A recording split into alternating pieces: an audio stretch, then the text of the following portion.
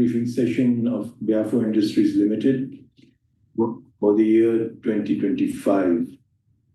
Let me first introduce my team. On my left is Shaikh Tanveer. He's the Chief Operating Officer.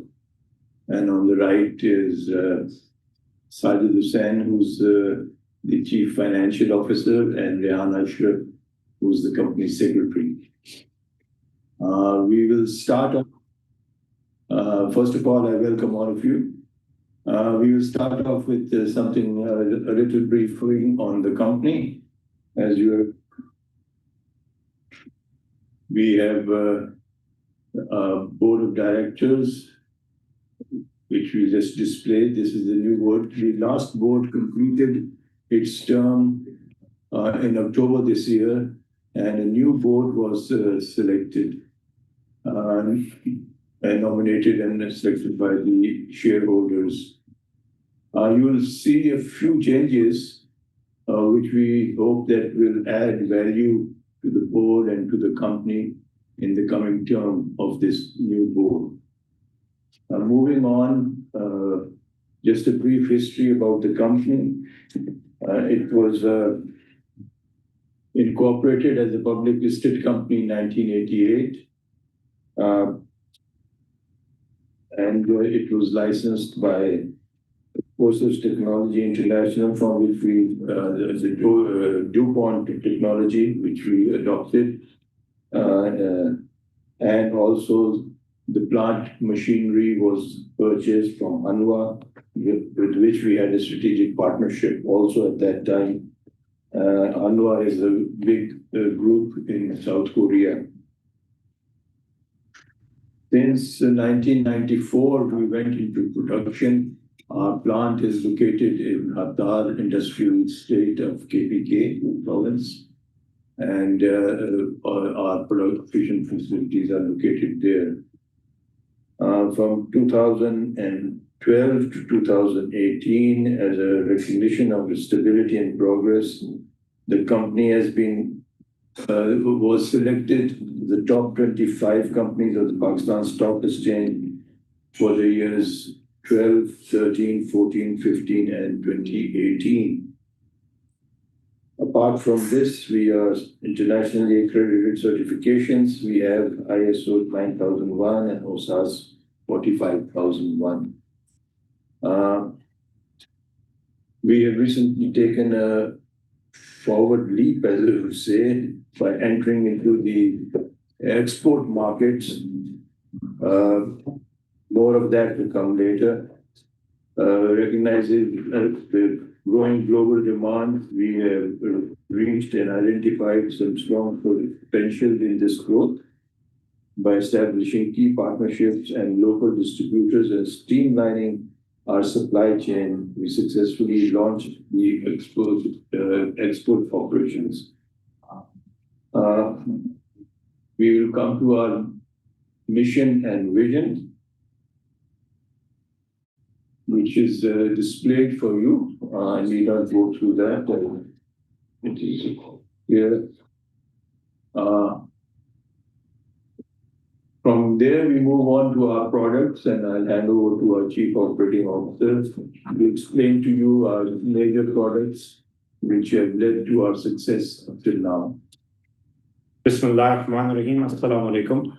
You can see on the screen that there are three actually types of explosives which we are manufacturing. One is the main water gel explosives, which we have 7 products which we manufacture in different diameters and lengths as per the demand of our customer and as required on the field.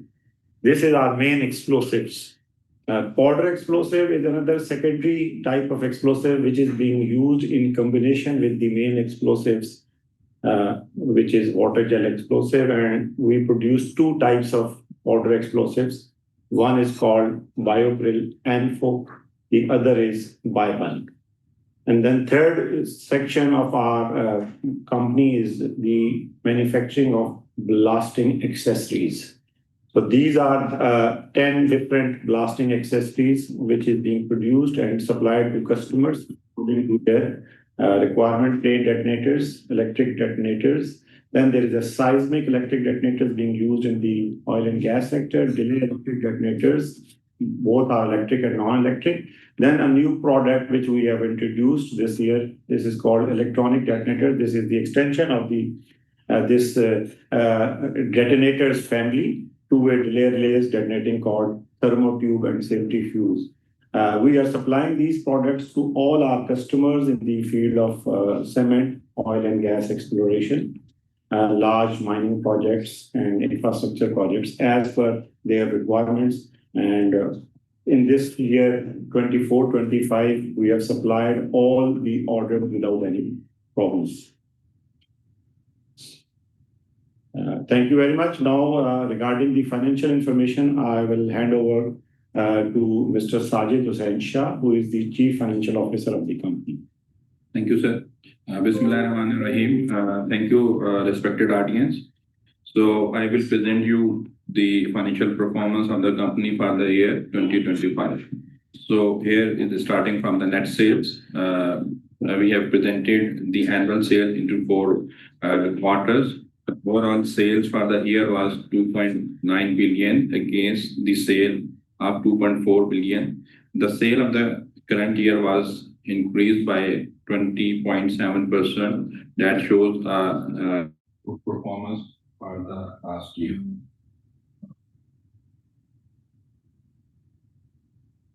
With respect to the profitability of the company, so overall our turnover was 2.9 billion against 2.4 billion. Our gross profit was 1 billion against 1.045 billion. The GP margin was 2.1% higher from the last year. Operating profit was 733 million against 449 million. Profit before taxation was 662 million against 348 million. Profit after taxation was 389 million against 195 million. The profitability for the current year was increased by 32%. Although there was a major impact on the taxation during the period, because last year on our export products, the sale was previously 1%, and that was increased from 1% to roughly 39%. So that was a major impact on our profitability. Last year we had declared dividend of rupees 231 million, which is roughly 5 rupees per share against 230 million. With respect to the cost composition structure, during the last year, our cost of sale was 73% against the cost of sale of 0.665%. So there is a slightly increase that shows that the inflationary impact and the dollar fluctuations. Our distribution and admin cost structure is roughly the same with respect to the 23-24. Finance cost we have controlled a little bit and decreased from 5% to 2%.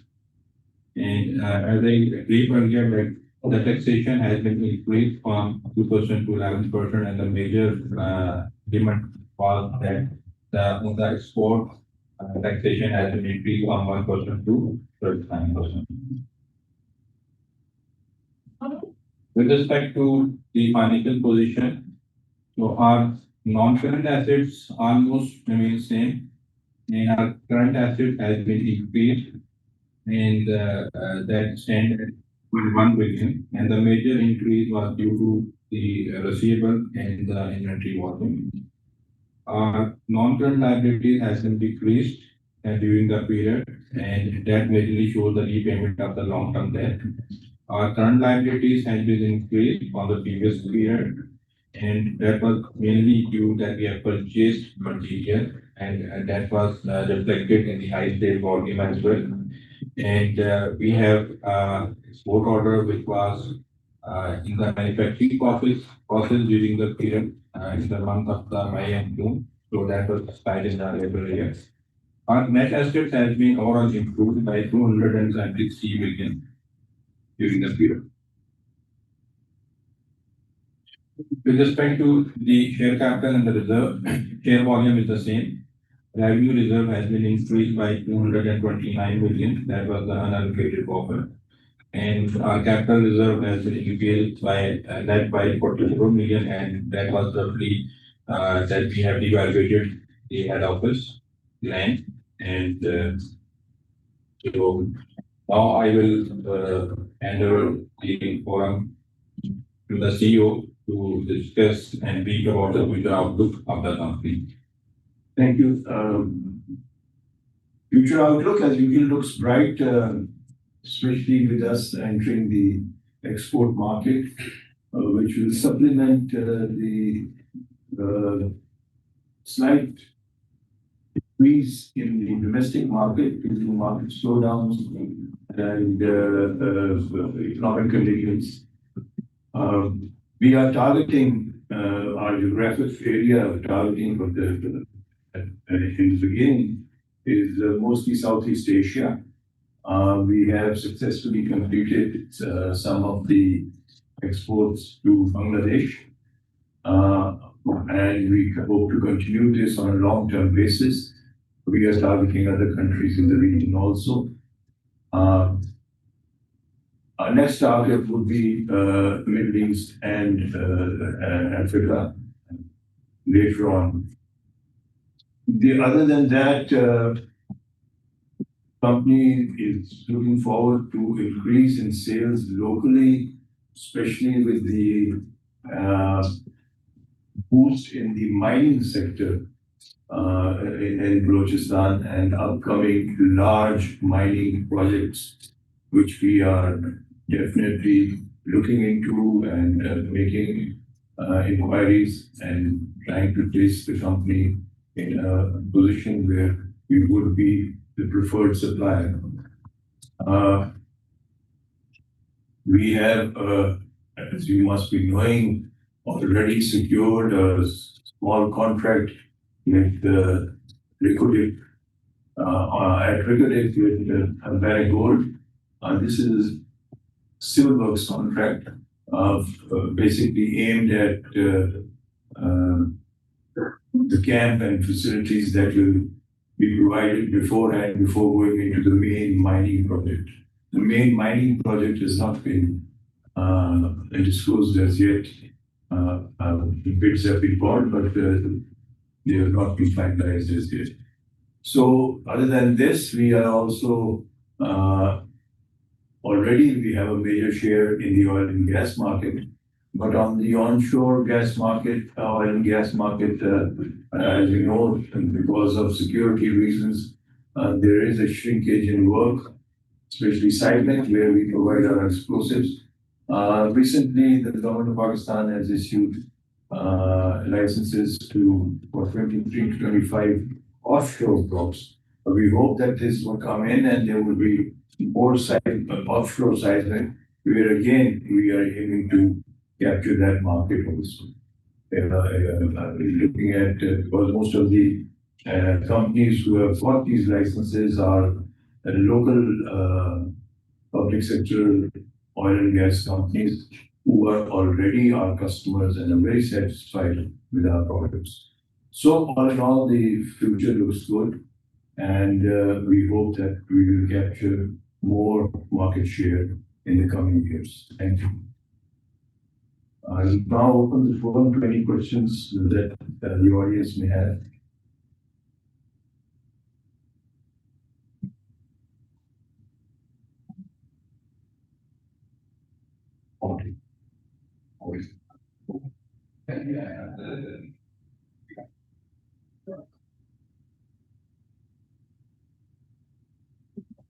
Any questions from the audience?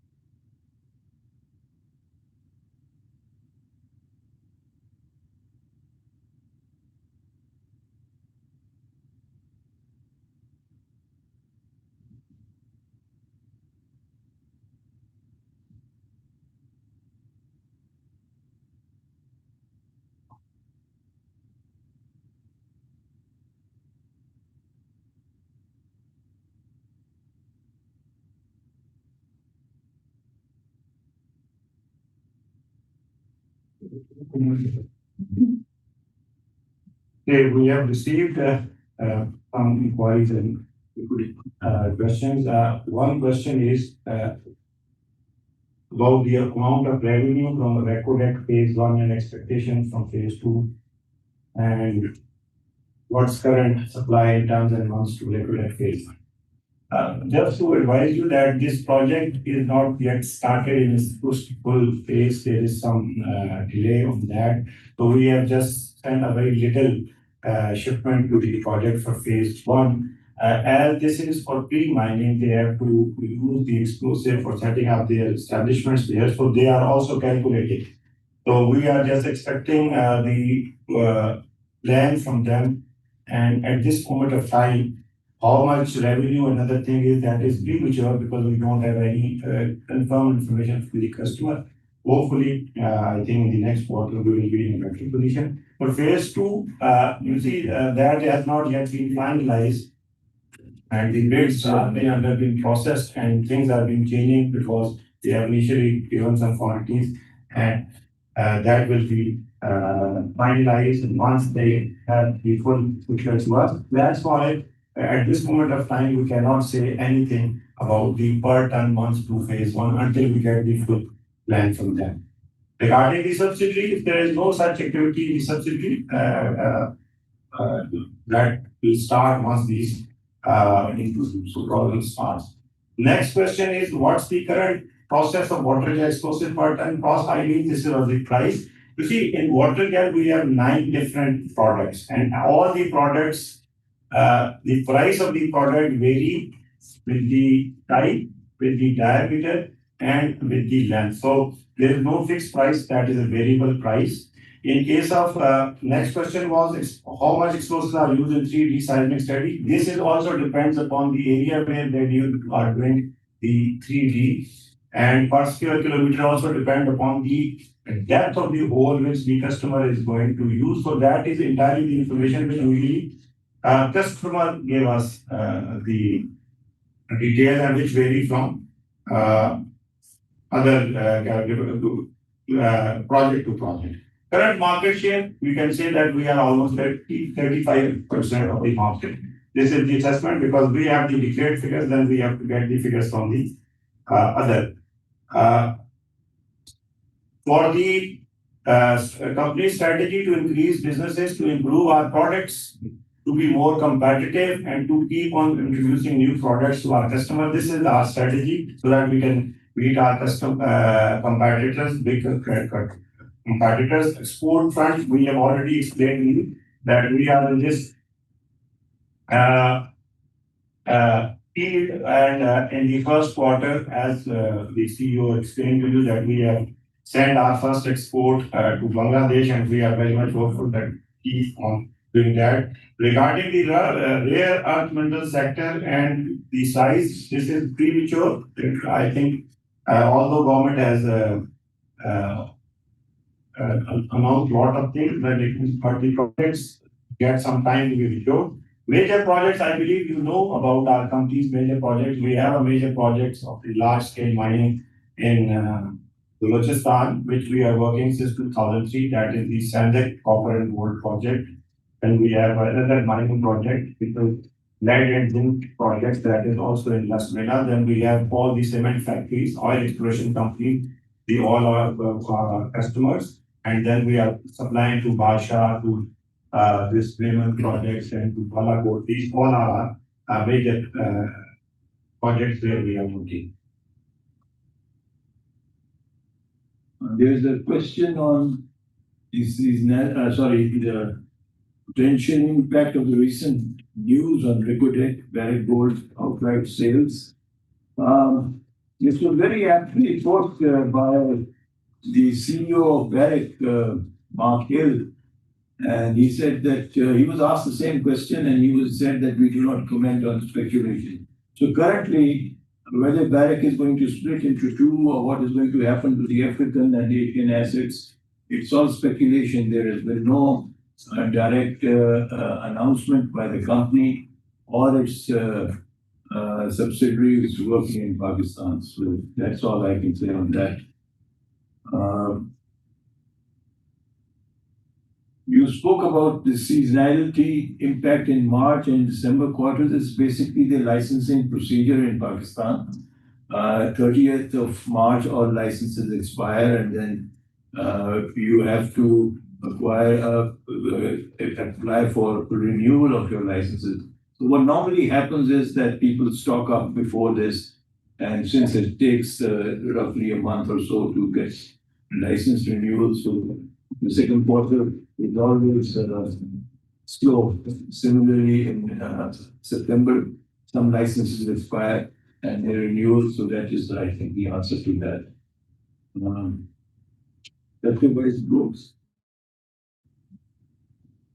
Sector-wise growth, the question is, as we have already explained to you that as far as the cement sector is concerned, that is steady and that is entirely dependent on the infrastructure projects in the country.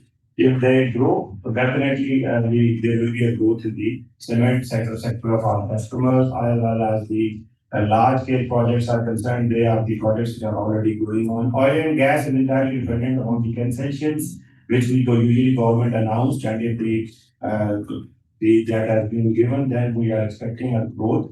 And as far as the mining sector is concerned, these are the big projects which are coming in, but that will take some time.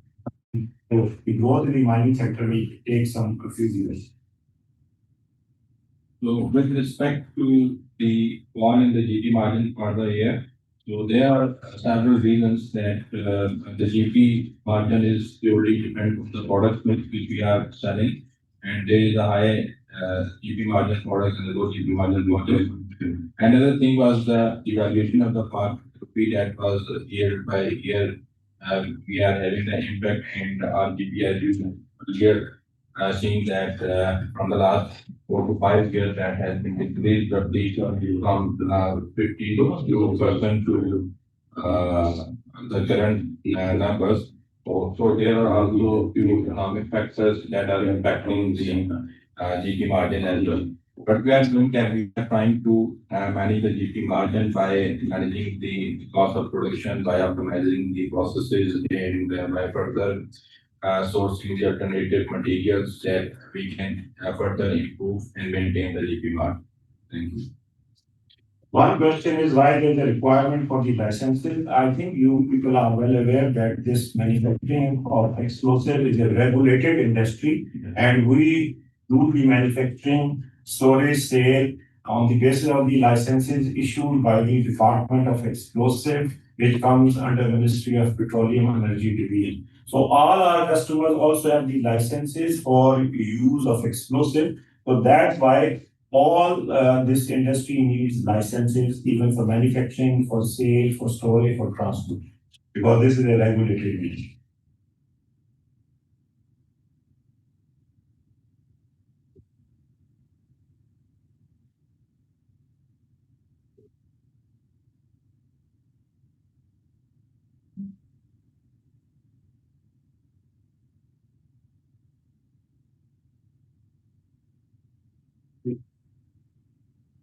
Why do you need explosive in oil and gas exploration? We need explosive because when seismic, there are two ways of collecting the data, because you have to conduct the seismic explosive. One is by doing the machines, which is called vibroprocess. The other is if you have to get the data, you have to do the shooting. And for shooting of the holes, you need the explosive. It's basically to picture the underground structure, and that can be done in two ways. If the structure is shallow, it will be done by vibroprocess, which is using these vibroprocess machines. And if the structure is deep, then you use explosive in a deeper hole, and that will give you a picture of the, because when the explosion takes place, the waves against the structure, they record it, so you can get a picture of the oil and gas structure down below. I think this question is again being asked against the sectoral growth. I have already explained that the various sectors that we have various sectors where we supply. In the cement, there's an infrastructure, it's entirely dependent on infrastructure development. If there is an infrastructure development, we will have the growth that we are anticipating in this coming year. And as far as the oil and gas sector, that is entirely dependent upon the concession. If the government announced any concession that has been awarded to the customers, which are our existing customers, we are also expecting that. And for large scale mining project, it will take time. That is a growth, but that will come in some couple of years in the future.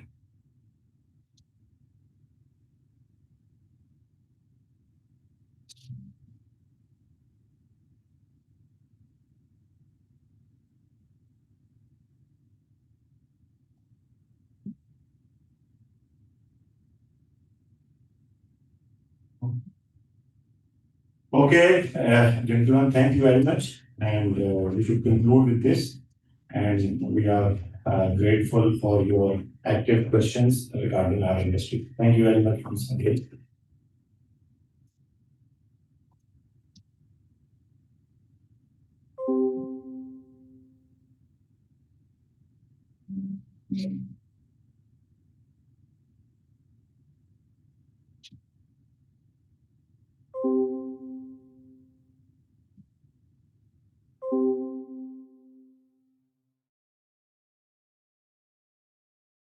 The recording has stopped.